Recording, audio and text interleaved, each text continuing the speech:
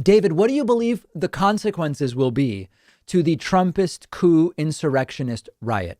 So it's still too early to know. But for me, the questions are, what will be the consequences for Trump and the Republican Party? I'm going to deal with that in a second segment because that requires much more time on its own. What will be the consequences for the rioters?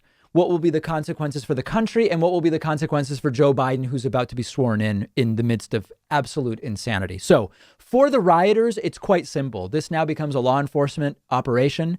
The rioters need to be identified and they need to be arrested, processed, charged, and get them into the justice system and start working through what is going on. Many of them already have. We've started to see, collections of Trumpist mugshots be put together. And these are folks who should be dealt with seriously. We already talked about how would this have gone differently were this a group of black protesters, Antifa, Black Lives Matter? It would have been dramatically different from the start. Well, we're beyond that. Now the question is, how is the justice system going to deal with these folks? And we need to see that process through. And for the rioters, listen, many of them have lost jobs. Lawmakers have resigned. We have seen people ostracized by communities. We've seen all sorts of different things. A lot of people get their lives ruined via interactions with police that never even should be police interactions. Here, some people are going to get their lives ruined, or at least temporarily ruined, because they made really bad decisions and did horrible things. And so that's the path forward for the rioters. For the country, I had a segment on Monday about this, and we're really at a precipice. We shouldn't understate. I said this when we were voting Hillary versus Trump in 2016. Anybody saying Trump, Hillary, it's the same. Anybody saying, I don't really know that in practical terms it's much of a difference. They were wrong. And we were talking about the importance of that decision 4 years ago.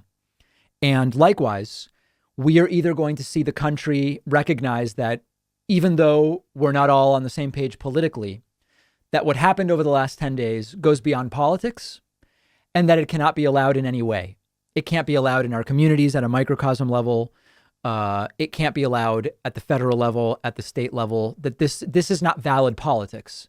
And that would be the ideal thing. And as I said, it's going to require some Republicans to say, I don't like what how Trump did his presidency. I am for things like low taxes, low regulation, et cetera, that are typically more Republican things. I don't see them in Joe Biden. But Joe Biden is the president, and we have to come together and simply respect that. It doesn't mean we don't disagree when Joe Biden does something we don't like, and that applies to us on the left as well. That's one path forward. The other path forward is that this type of riotous insurrection becomes, unfortunately, more common and considered valid politics by too many people. And it's a very dangerous precipice. So what it means for the country, we will soon see. For Joe Biden, I actually think that to some degree, this has been good for Joe Biden. And I want to be really careful. There's never anything good in practice from these riotous coup attempts or what we saw. But there is some degree to which I believe and hope more people than otherwise would be are better predisposed to the Biden presidency because it means Trump goes and that has to happen. And so I think that Democrats could not possibly, if you had said to Democrats, what can you come up with that would happen within 2 weeks of Biden swearing in that would best position Biden to get started?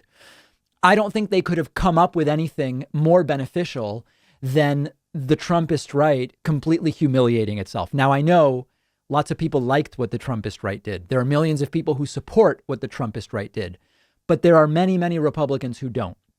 And when it comes to the officials who said, oh, I'm quitting now. It's too little too late. Chris Christie, Lisa Murkowski, Betsy DeVos. It's too little too late, guys. You don't get to have your reputations rehabilitated. But for the presumably millions of Trump voters that are disgusted with what's going on, I believe their disgust will better position Joe Biden for his entry into office. And that's my hope. Whether it will work out that way or not remains to be seen. Now let's talk about what this does to Trump and the Republican Party. When you see me sitting here at the microphone, oftentimes I'm wearing a shirt by a company called Teddy Stratford. And I love these shirts so much that I asked Teddy Stratford to be a sponsor of the show.